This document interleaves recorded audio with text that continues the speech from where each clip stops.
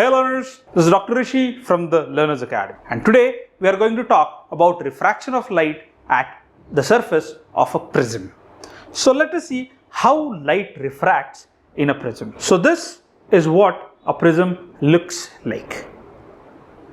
It is this beautiful shape that is formed by three rectangles connected in this form. So if you see it sideways, it looks like a triangle. Now this part, it would just behave like a common glass. But if we use these surfaces for refraction, they would be acting in a completely different manner. Yes, this is the same thing that actually separates the colors of light in Vibgyor. That is the 7 constituent colors of white light. So let us quickly go ahead and see how light travels or how light refracts when it passes through a prism.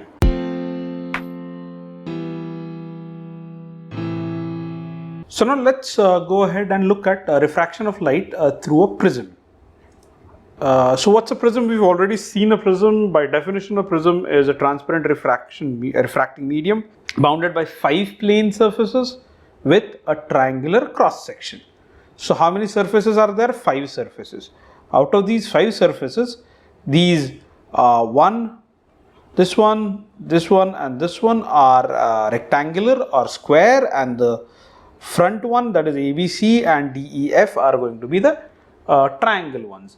So this ABC and DEF are called the principal sections. So whichever we are using, the front wala is called the principal section. So if we use ABC as the front part, then we'll call it as the principal section. DEF use करेंगे तो उसको principal section बोलेंगे. अभी ये जो edge है इसको refracting edge बोलते हैं, and this is the refracting surface. So light is going to incident from this side and it is going to emerge from this side. जो refracting surfaces है वो हमेशा rectangular रहेंगे. You can use it in any format. तो उसको turn करेंगे तो भी ज़्यादा फर्क नहीं पड़ता, because these are equilateral prisms that we generally talk about. Now, so let's see what happens when light falls on a prism. So when light falls on a prism, basically it gets split into 7 colors. Now, तो अब तक अपन ने सीखा था कि what happens when the light falls on a parallel surfaces of say glass के 2 surfaces थे, glass slab था तो उसमें both the surfaces were parallel. Here these surfaces are at an angle. Now since they are falling at an angle, the light is refracted on the surface at an angle. Basically क्या होता है कि उसमें refraction ऐसा होता है कि कुछ light का refraction, कुछ color का refraction ज़्यादा होता है, जैसे violet का, कुछ का कम होता है, जैसे red का, और इस वजह से they split up into the spectra that we have. अभी देखेंगे कि actual में ये by mathematically इसको कैसे prove करेंगे. तो mathematically prism को ऐसा रखा जाएगा on the triangular surface, and then we'll have this as the incident ray. And then this ray would get refracted at point P. यहाँ पर refraction पहला हो जाएगा, and then at Q it would get refracted one more time and it would come out as an emergent ray. So here we have I1 as the angle of incidence, I2 as the angle of emergence. R1 is the angle of refraction at the first surface, R2 is the angle of refraction at the second surface. तो ये जो दोनों के बीच का difference है that is called as the angle of deviation, क्योंकि actual में मेरा रे कौन से इसमें जाना चाहिए था, it should have gone towards L, पर एक्चुअल में एल में जा रहा है क्या, वो तो नहीं जा रहा, वो एक्चुअल में डिविएट होके टर्न होके जा रहा है आर की तरफ. So there is a difference between angle L and between the ray L and ray R, and this difference is L M R. We call it as angle of deviation. अभी जब भी अपन किसी भी prism के बारे में बात करते तो उसके लिए सबसे इंपॉर्टेंट चीज है कि उसका एंगल ऑफ डिविएशन कितना है, और ये सारा डिपेंड करता है on what kind of prism it is, whether it's an equilateral prism, N isosceles prism और अ स्केलीन प्रिज्म. तो स्केलीन इज बेसिकली 30, 60, 90 प्रिज्म. तो अभी ये फिगर में क्या अभी ये एंगल ऑफ डिविएशन कैसे फाइंड करेंगे अपन. तो बहुत सारा मैथ्स, बहुत सारा बेसिक मैथ्स इसमें यूज होता है जो we had studied in 8th and 9th. तो इसलिए दिस लुक्स स्लाइटली डिफिकल्ट, क्योंकि ये सारी चीज़ें तब सिखाई गई थी जब many of you were not paying a lot of attention. तो इस वजह से थोड़ा सा कई बार ग्लिच आ जाता है ये पर्टिकुलर टॉपिक में. तो पहले है we have to find what is the value of LMN और सॉरी LMQ. LMQ इज मेरा एंगल ऑफ डिविएशन, तो मेरा एंगल ऑफ डिविएशन कितना है, तो it is going to be equal to MPQ plus MQP, that is delta 1 plus delta 2, that is deviation at point P plus deviation at point Q. अभी ये कैसे होगा, तो this is the remote exterior angle of the triangle MPQ. इसका remote exterior angle है, मतलब क्या, इसका वैल्यू हो जाएगा sum of the remote interior angles. So we can write delta is equal to delta 1 plus delta 2. Simple to understand. तो इन्होंने इधर दिया नहीं है, ये Q है, तो इसके लिए अपन एक्सटीरियर एंगल थियरम करके था जो अपन ने सीखा था 8th में, रिपीट हुआ था 9th में, which told that if you take a triangle like this, तो उसका जो ये एक्सटीरियर एंगल होगा that would be equal to sum of these two angles. तो ये दोनों को ऐड करेंगे तो it should be equal to this angle. सीखा था, so you just have to recall it कि यस, इस वजह से ये वाला एंगल जो ये देखो इसको एक्सटेंड किया है, तो सेम थियरी इस पर भी अप्लाई होती है. So it is delta 1 plus delta 2. Now angle MPN, अभी MPN देखते हैं. MPN is equal to angle I1, vertically opposite angle, and angle MQN is equal to angle I2, vertically opposite angle. ये भी सीखा था 8th standard में. तो we can write that delta 1 is equal to I1 minus R1, क्योंकि delta 1 plus delta 2 is equal to I1. तो delta 1 would be I1 minus R1 and delta 2 would be I2 minus R2. तो ये समझ में आ गया कि ये दोनों एंगल आ गए अपने, जो अपन ने यहाँ पर MPQ और MQP यहाँ पर जो थे वो ये वाले दो, तो इनका वैल्यू आ गया अपने पास. So we put delta is equal to I1 minus R1 plus I2 minus R2, giving me delta is equal to I1 plus I2, दोनों ऐड हो जाएंगे, I1 और I2 minus R1 plus R2. Also Now, अगर ये quadrilateral देखेंगे अपन APNQ, APNQ, तो ये जो है ये है राइट एंगल यहाँ पर और ये है राइट एंगल यहाँ पर. तो इन दोनों का एडिशन है 180 डिग्रीज. ओके, ये क्यों राइट एंगल है, बिकॉज मेरा PN नॉर्मल है और मेरा QN भी नॉर्मल ही है. तो अभी क्या होगा, तो वी कैन राइट कि PNQ प्लस PAQ, तो अगर this plus this is 180 degrees, तो अगर ये दोनों का एडिशन 180 है तो ऑब्वियसली इसका और इसका एडिशन भी 180 ही रहेगा. सो दैट इज, सो मेरा एंगल PNQ कितना हो जाएगा, तो it is going to be 180 minus A.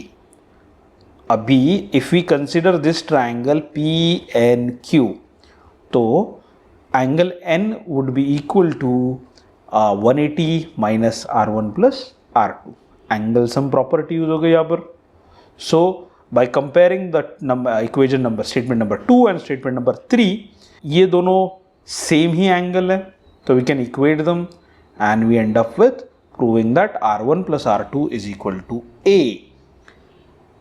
ये वाली चीज अपन डालेंगे अपने पहले वाले इक्वेशन में 4.9 जो अपन ने सीखा था, which was delta is equal to I1 plus I2 minus R1 plus R2, पर R1 plus R2 is equal to A, तो उसका वैल्यू इधर डाल दिया and I get I1 plus I2 is equal to A plus delta.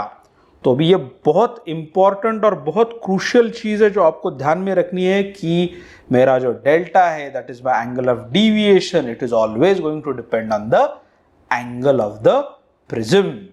तो prism का जो angle है उसके ऊपर ही वो डिपेंड करेगा.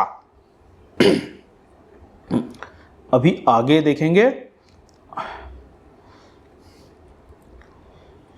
सो I hope you understood this. So can quickly make a note of these slides, because again ये वाला एक्सप्लेनेशन जो है वो नहीं दिया है बुक में पार्ट बिट्स एंड पीसेस दिए हैं उन्होंने, पर दे आर कंसिडरिंग कि आपको सारी चीजें याद होगी from your 8th and 9th. Now, what are the factors on which this depends on? So it is first is factors affecting the angle of deviation. So the angle of deviation delta depends on following 4 factors. तो उसमें सबसे पहला factor है angle of incidence. तो whenever we talk about a prism, उसका minimum deviation हमेशा अपने को पता होना चाहिए, दैट इज डेल्टा मिनिमम। तो डेल्टा मिनिमम कैसे वर्क करता है? तो जैसे अपन एंगल ऑफ इंसिडेंस बढ़ाएंगे वैसे ही एंगल ऑफ डिविएशन कम होता जाएगा। Then for a particular point the angle of deviation, particular point of angle of incidence, the angle of deviation would be minimum. और जैसे उसके बाद बढ़ाएंगे तो it is going to go up, that is it is going to increase. तो यहाँ पर इन्होंने दिखाया अपने को एट वेरियस एंगल्स, यहाँ पर देखो 78 डिग्रीज है, यहाँ पर 48 डिग्रीज है और यहाँ पर 30 डिग्रीज है, and we got the different angles of deviation. ये कर्व याद रखना बहुत जरूरी है, because we know that delta is equal to I1 plus I2 minus E, ध्यान में रखना जरूरी है। तो अभी इसका जो मिनिमम वैल्यू रहेगा वो कितना रहेगा? तो obviously when my I is equal to my E, that is I1 is equal to I2, अगर मेरा angle of incidence is equal to angle of emergence तो ही मेरा डेल्टा का मिनिमम वैल्यू आएगा, and I will get delta minimum as 2I minus A, because मेरा ये कहाँ पर होता है हमेशा? At I1 is equal to I2। तो एंगल ऑफ इंसिडेंस और एंगल ऑफ इमर्जेंस सेम ही होने चाहिए, तभी ये पॉसिबल है, ये minimum deviation. Next thing that it depends on is dependence of angle of deviation on the material of the prism। तो prism का मटेरियल भी बहुत इंपॉर्टेंट है। अभी से ये प्रिज्म का मटेरियल मतलब क्या? प्रिज्म तो ग्लास का है, तो बस ग्लासेस भी डिफरेंट काइंड के होते हैं, जैसे we get flint glass, we get crown glass. तो ये दो अलग अलग टाइप के ग्लासेस है जिनमें थोड़ा सा रिफ्रैक्टिव इंडेक्स का डिफरेंस है। तो higher refractive indices, higher refractive incidence produces greater deviation. So a flint glass prism produces more deviation as compared to the crown glass। क्यों? क्योंकि refractive index जो है flint glass का वो ज़्यादा है as compared to the crown glass। और next चीज़ आती है dependence on the angle of deviation on angle of prism। It is found that the angle of deviation delta increases with increase in the angle of prism। तो अपन के पास prism कितने कितने type के हो सकते हैं? तो प्रिज्म हो सकते हैं 3 टाइप के। पहला तो है 60-60-60 का जो अपन नॉर्मली यूज़ करते हैं, फिर तो 60-60-60 है, फिर आता है 90-45-45 और फिर आता है 90-60-30। 90-60-30, these are the main kind of prisms that we generally use in laboratories। तो yes, अगर 90-45-45 वाला प्रिज्म अपन इस्तेमाल कर रहे हैं and we use 90 as R angle A, तो ऑब्वियसली उसका डिविएशन थोड़ा ज्यादा हो जाएगा एज कंपेयर टू 60 वाले का। Dependence of angle of deviation on the colour, ये बहुत इंपॉर्टेंट है कि the refractive index of a material of a prism is maximum for the violet light and minimum for the red light. तो refractive index violet के लिए maximum है। इसका मतलब क्या हुआ? Violet light would travel the slowest and red light would travel the fastest। इसका मतलब क्या हुआ? Violet light would bend the maximum and red light would bend the least, giving us delta violet is always going to be greater than delta red because mu violet is greater than mu red। So that was about factors affecting the angle of deviation। So that was about refraction of light through prism। I have added a small worksheet at the end of this video। In the description box there is a small worksheet which deals with numerical examples and diagrams and all, and some theoretical questions that are important with reference to the board examinations. Please try to solve it. In case you have any doubts in that, please feel free to call on the given number or scan the WhatsApp code, WhatsApp QR, and you can get to us। If you found this video interesting, please give it a thumbs up, share it with your friends, and subscribe to our channel। This was Dr. Rishi from the Learners Academy। Thank you।